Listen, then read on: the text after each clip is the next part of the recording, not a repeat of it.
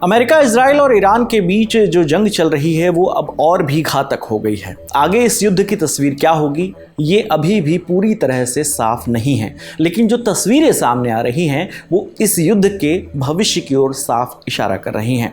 दोनों ओर से आम लोगों के साथ अब सैनिकों को भी निशाने पर लिया जा रहा है।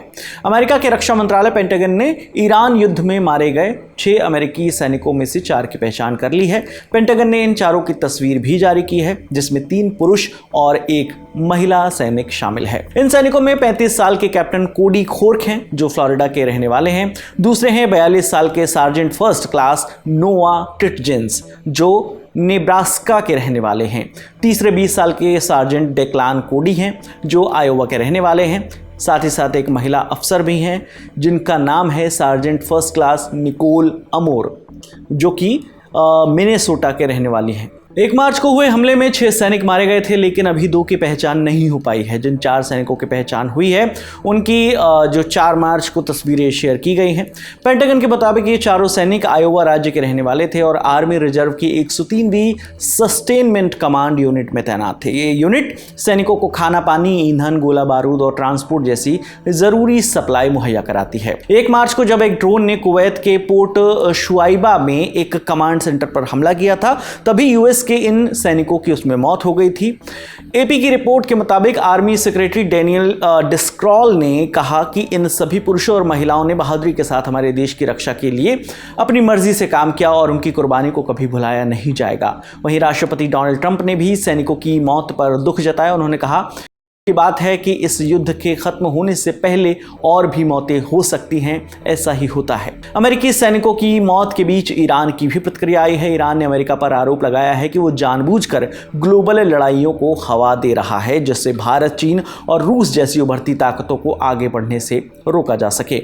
एएनआई को दिए एक इंटरव्यू में ईरान के सुप्रीम लीडर के ऑफिस के स्पेशल रिप्रेजेंटेटिव अब्दुल मजीद हकीम इलाही ने कहा कि वॉशिंगटन का बड़ा मकसद तेहरान से कहीं आगे तक फैला हुआ है। उन्होंने कहा कि अमेरिका का मकसद ईरान नहीं है, लेकिन ईरान के बाद ये दूसरे देशों पर आएगा। आने वाले वक्त में दुनिया के सबसे ताकतवर देश भारत, चीन, रूस और अमेरिका भी होंगे। इसलिए अमेरिका कोई पार्टनर नहीं चाहता। वो नहीं चाहता कि भारत या चीन कोई ताकतवर देश बने। इसी वजह से वो भविष्य में इसे रोकने के लिए बहुत सारी लड़ाइयां करते हैं। इस बीच ईरान की इस्लामिक रिवोल्यूशनरी गार्ड कॉर्प्स यानी IRGC ने दावा किया कि उसने हिंद महासागर में एक अमेरिकी डिस्ट्रॉयर पर हमला किया है। IRGC के प्रवक्ता ब्रिगेडियर जनरल अली मोहम्मद नैनी ने कहा कि ईरानी मिसाइल और ड्रोन हमलों ने फारस की खाड़ी क्षेत्र में अमेरिकी ठिकानों और युद्धपोतों को निशाना बनाया, जिसके कारण अमेरिकी विमान वाहक पोत USS अब्राहम लिंकन को ईरानी तट से पीछे हटना पड़ा। ईरान का दावा है कि उसकी जवाबी कार्रवाई ट्रू प्रॉमिस 4 ऑपरेशन के पहले 2 दिनों में अमेरिकी सेना को भारी नुकसान हुआ है। 2 दिनों में 650 से ज्यादा सैनिकों के मारे जाने या घायल होने की खबर है। ईरान के दावों के बीच अमेरिका के भी अपने दावे हैं, जिसमें ईरान को भारी नुकसान पहुंचाने की बात कही जा रही है। कुल मिलाकर देखें तो दोनों ओर से तबाही के अपने अपने दावे हैं और इन दावों में अपनी अपनी जीत के भी दावे हैं, लेकिन इस युद्ध की वजह से आम लोगों को हो रहे नुकसान पर कब विराम लगेगा, इसका जवाब दोनों के अलावा और किसी के पास नहीं है। फिलहाल इस खबर में इतना ही। बाकी इस मामले से जुड़ी जो भी अपडेट है, जो वॉर चल रही है, वॉर की सिचुएशन जो छिड़ी हुई है अमेरिका, इजराइल और ईरान के बीच, उस पर जो तमाम खबरें हैं हम आप तक पहुंचाते रहेंगे। आपने तमाम जानकारी लिखी है हमारे साथी सुप्रिया ने। मेरा नाम विकास वर्मा है। देखते रहिए दी लल्लन टॉप। शुक्रिया।